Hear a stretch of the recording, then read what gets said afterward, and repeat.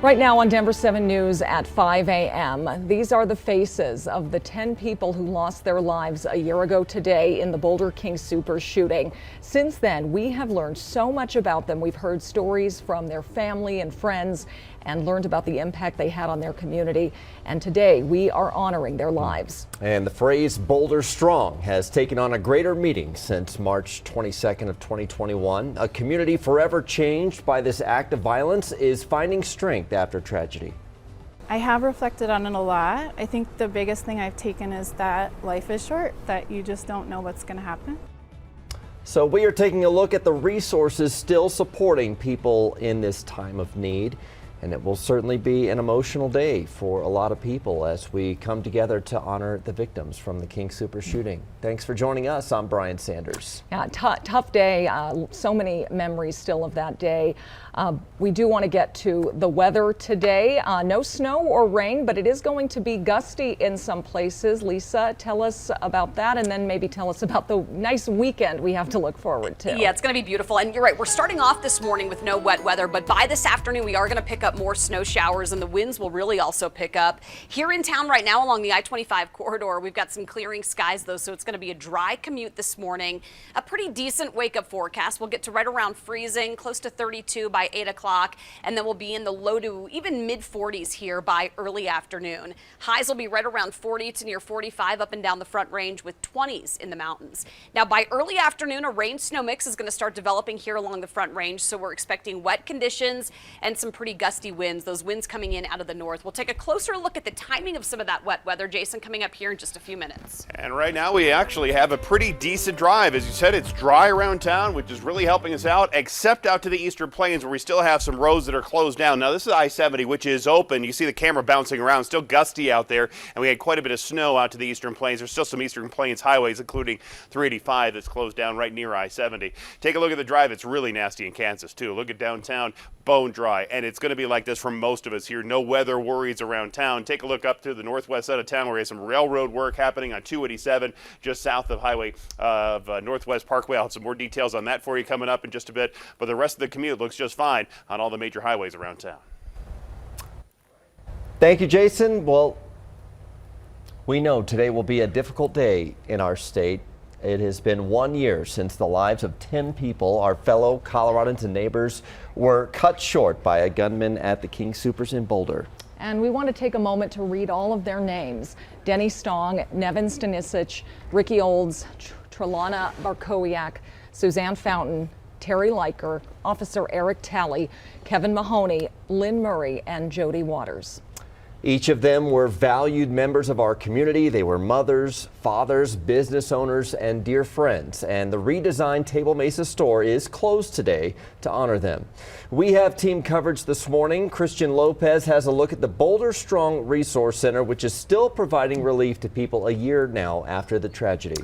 We'll start with Colette Bordelon outside the Boulder Police Headquarters. Colette, Officer Eric Talley continues to receive honors for his bravery that day.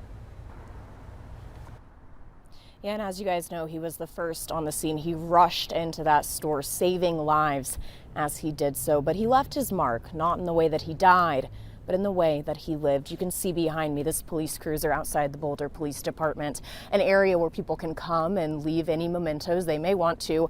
This was out here in the days following that shooting last year. And I remember standing here and watching as people came out from within the department and left personal touches. Things like a can of Mountain Dew, clearly some kind of a favorite drink, starting to show us those little things that made the man behind the badge. At his funeral service, it was said Officer Talley didn't have his life taken.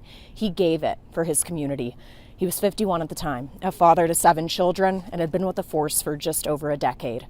During his memorial, a poem and prayer written by his children on Christmas of 2019 was read. In it, they call Officer Talley their unsung hero. We spoke with his direct supervisor, who told Officer Talley's family what had happened that day, and says when he did, Officer Talley's kids jumped into action, giving him a little bit of comfort in their darkest hour, a reflection of the father they had. About him, don't forget who he was. Don't forget that he's not just a uniform out there helping people. He was a father, he was a son, he was a husband, And he's a member of the community that gave his life in order to try to improve it. And if we don't forget who he was and we don't forget what he did, that's the best honor that he would want and that his family would want. This community was so incredibly supportive to us last year and this past year, and we wanted to invite them to help us remember Eric and his sacrifice. So we put this card out here. We had many community members last year who came and put cards, coins and flowers. So we wanted to give them something if they wanted to come by and show their support. Now the car will be here until tonight. Anything left on it will either be given to Officer Talley's family or saved here at the department. Now, shortly after his death, his father did release a statement saying that Officer Talley was actually training to become a drone operator. He wanted to get off the front lines to avoid putting his family through anything like this. Live in Boulder, Colette Bordelon, Denver 7. No one else died that day after Officer Talley confronted the gunman. Thank you, Colette. Officer Talley's name will now be added to the National Police Memorial in Washington, D.C. in May. His name has already been added to the Boulder Police Memorial. He is the 7th officer in Boulder to be killed in the line of duty. Also, just yesterday, President Biden signed a bill officially renaming a Boulder post office in honor of Officer Talley. Colorado Representative Joe Neguse introduced the bill last year, and every other Colorado representative sponsored it. You can find the Officer Eric H. Talley Post Office building at 15th and Walnut in Boulder. The city of Boulder has several events planned today. At 2 p.m., the police department will have a line of duty death commemoration honoring Officer Talley. You can watch that in front of the Boulder Police Department or through a live stream. And at 2:30, no matter where you are, you're encouraged to observe a moment of silence. There will also be a community vigil at 4:30 p.m. at the Bandshell. The Boulder Strong Resource Center opened up just days after the shooting to provide mental health resources to the community. Denver 7's Christian Lopez joins us now from the store on Table Mesa Drive. And Christian, a year later, the needs have changed, but counselors are still seeing a lot of people who need healing. Yeah, Nicole, they are. They're still helping around 200 people a month. And this week, the center has seen an increase in people coming in, and they're expecting to see a lot more today on this painful milestone. And this resource center is a wonderful healing space for people who need it. They have all sorts of things. They have massage therapy, acupuncture, yoga, and there are also comfort dogs that go in. And it features a beautiful art therapy room, and there are counselors ready to help. And because healing works in such a complicated way, when there's a traumatic event like this, the center saw people coming in for help right away. But for others, it could take a little bit longer. So someone who maybe didn't need help a year ago may be needing it now. And the center is here to support them and meet them where they are in the healing process. One thing that's really important to mention for people is that any kind of feeling is normal. So some people might be feeling numb, they might be feeling angry, they might be feeling scared, they might be feeling sad. All of those feelings are normal and valid. And that's why our counselors are here as well, just to support people where they are. A wonderful resource there to help people through the healing process. The center is located on Baseline Road, and it's open 6 days a week. No appointment is necessary, and they will be there today if you need it. Reporting live in Boulder this morning, I'm Christian Lopez, Denver 7. It is a great service they are providing. All right, thank you, Christian. And today remains solely about the victims and their families and the Colorado community. We also know some of you might be wondering about the suspect in the shooting. Doctors believe he will soon be considered competent to stand trial. He's been found incompetent for trial twice now. There's a new review hearing, though, set for April 15th. Until then, a judge has ordered him a mental health stay at a state hospital.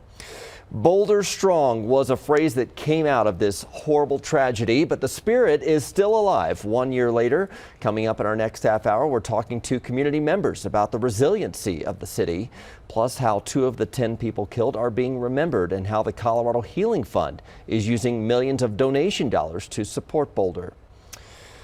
Pepsi is expanding its footprint in Denver. How City Council sweetened the deal a little bit to keep the company in the Mile High City.